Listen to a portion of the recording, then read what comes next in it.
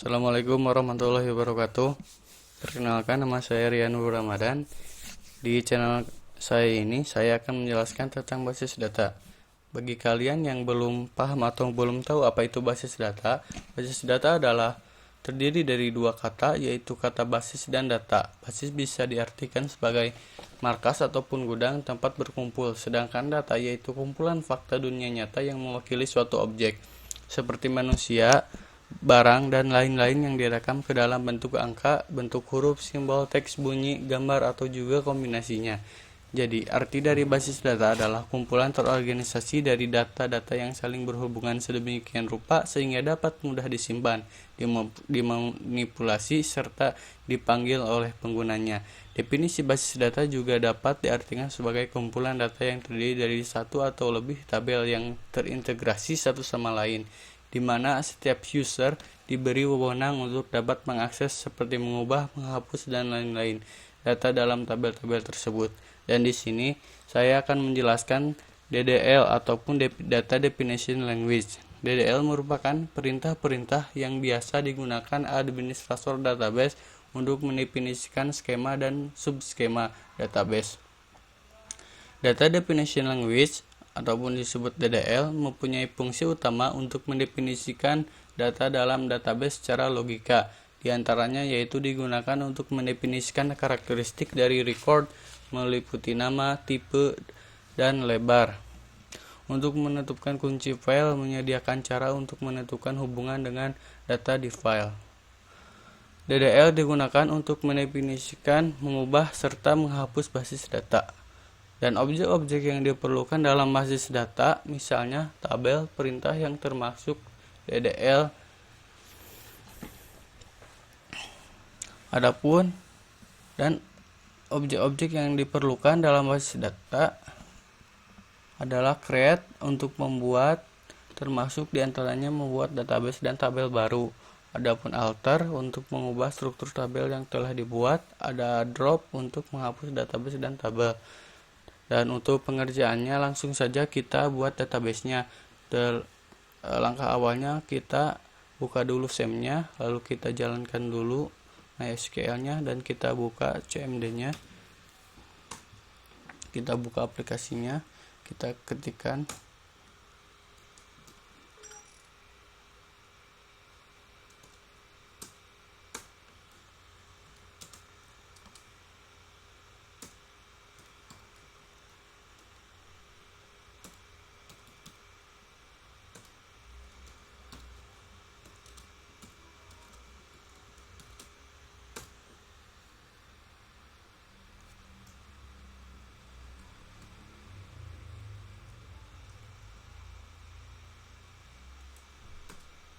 dan kita sudah memasuk aplikasi SQL-nya.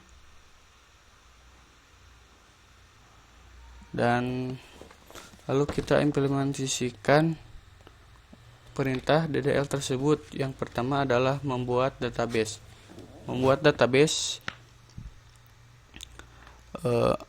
Kita ketikkan create database.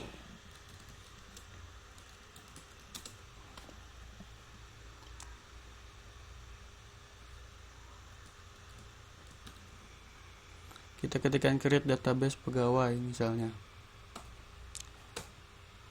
Query oke. Dan kita jika ingin melihat apakah database apa saja yang sudah kita buat, kita tinggal ketikkan show database. Dan inilah tampilannya. Dan kedua yaitu menghapus database ataupun drop database. Database yang akan dihapus sesuai dengan nama database. Berikut perintahnya. Kita ketikkan drop database.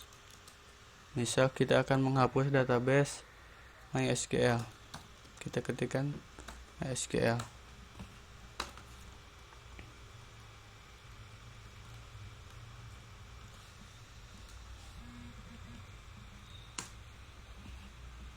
Lalu kita lihat lagi.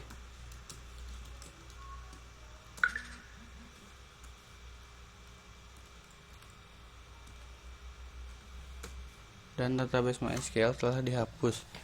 Dan yang ketiga yaitu membuat tabel.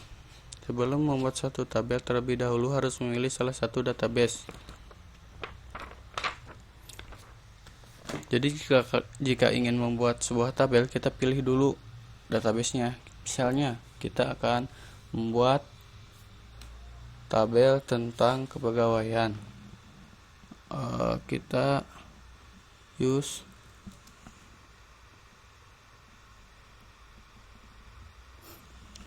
karyawan misalkan.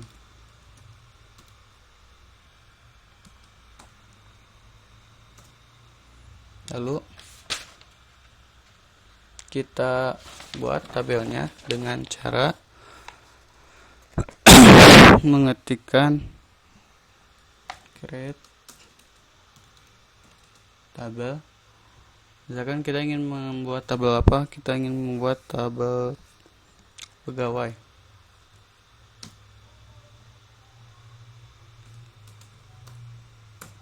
Masukkan nama, akan varchar,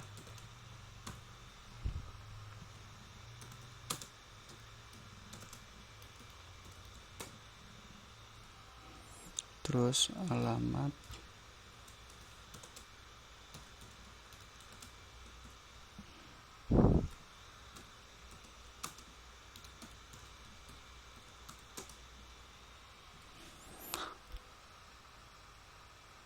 terus juga jenis kelamin.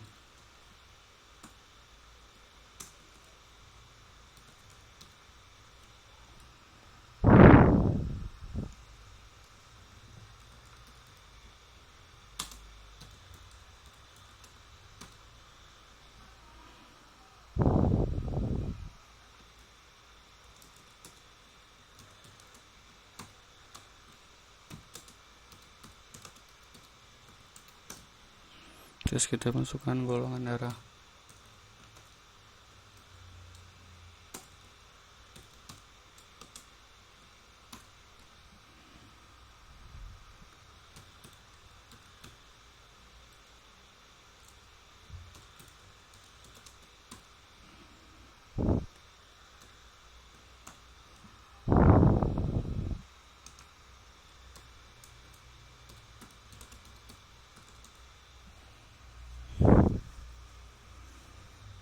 Terus kita masukkan primary key-nya.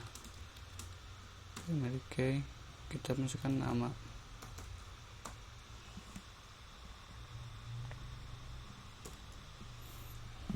Dan setelah selesai, kita memasukkan tabel-tabelnya. Dan untuk melihat bagaimana tabel tersebut, kita ketikkan show tables.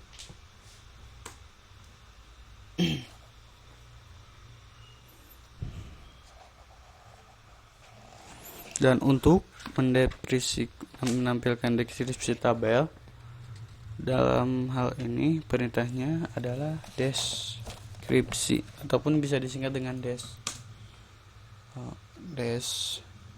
karyawan, des pegawai.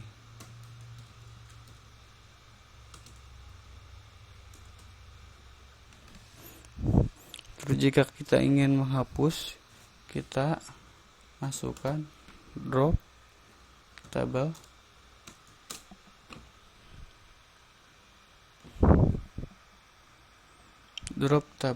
pegawai, dan otomatis tabel pegawai itu akan terhapus.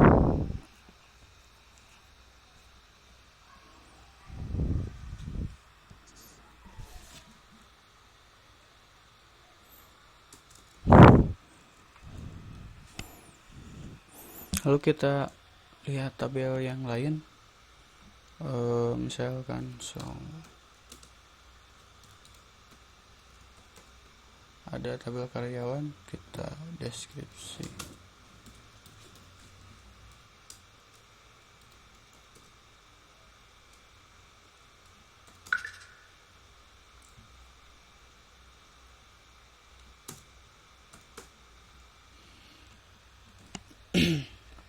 Lalu jika kita ingin menambahkan menambahkan kolom atau file baru pada tabel, kita ketikkan alter tabel.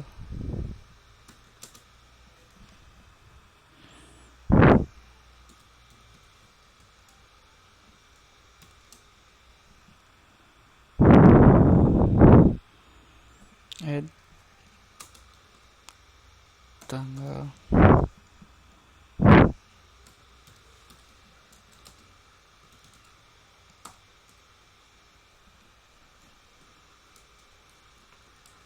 Kita lihat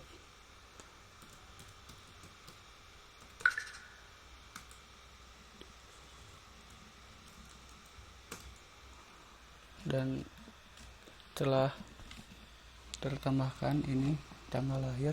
Terus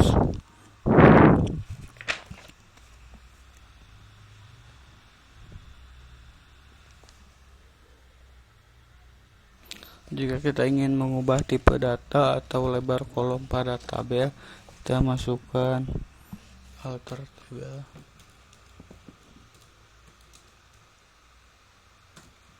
Alter tabel.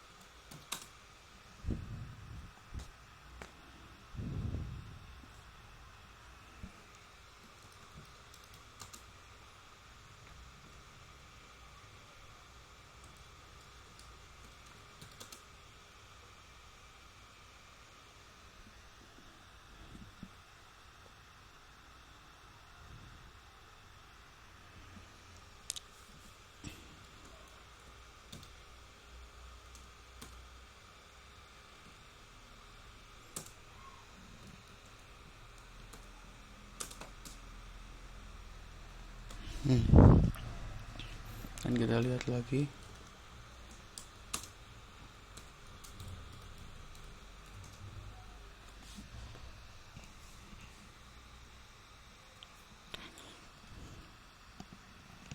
Dan jika kita ingin mengubah nama tabel, lalu kita masukkan tabel.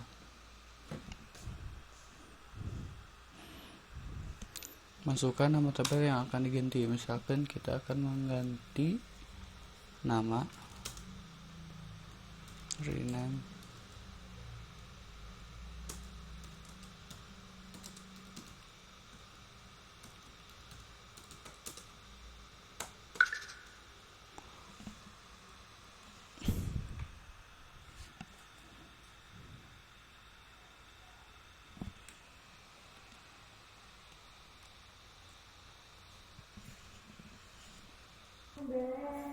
dan kita akan mengubah nama tabelnya dengan alter tabel karyawan. Yang tadi tabel karyawan dirubah jadi mahasiswa. Kita sudah. Dan jika kita ingin menghapus kolom pada tabel, kita masukkan alter tabel.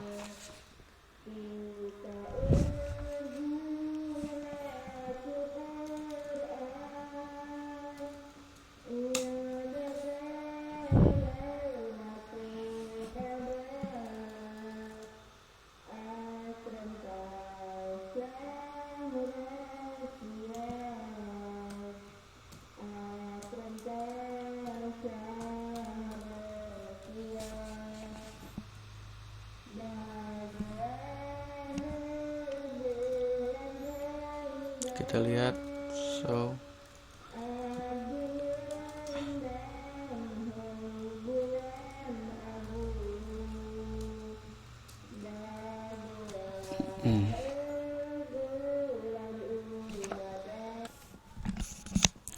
Mungkin demikian video yang dapat saya tutorial video yang dapat saya sampaikan.